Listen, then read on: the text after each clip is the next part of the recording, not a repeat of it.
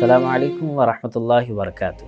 معزز ناظرین، رمضان بالکل قریب ہے اور رمضان میں کیے جانے والے اعمال کے اندر سے ایک بہت زیادہ اہم عمل روزہ ہے۔ روزے کے سلسلے میں بہت سارے لوگ غلط فہمیوں کا شکار ہو جاتے ہیں مسائل نامعلوم ہونے کی وجہ سے۔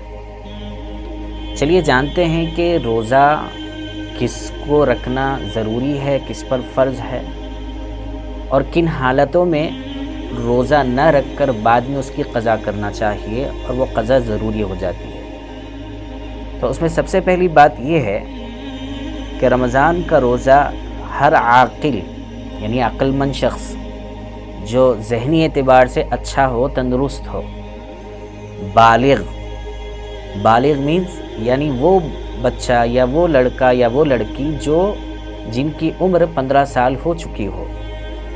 ایک تو وہ علامت ہے کہ بچہ بالغ ہو جائے تو اس کو احتلام آنا شروع ہو جائے، بچی بالغ ہو تو اس کا مطلب یہ ہے کہ وہ حیض آنا اس کو شروع ہو جائے۔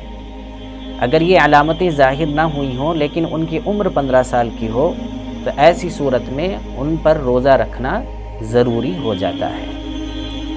تو عقل مند بھی ہونا ضروری ہے، بالغ بھی ہونا ضروری ہے، مسلمان ہونا بھی ضروری ہے، اور ان تمام چیزوں کے ساتھ ساتھ وہ کسی ایسی بیماری میں یا کسی ایسے عذر میں مبتلا نہ ہو، یعنی وہ ایسی کسی چیز میں گرفتار نہ ہو جس کی وجہ سے ان کے لیے روزہ رکھنا مشکل ہو جائے، یعنی صحت مند ہو اچھی طریقے سے۔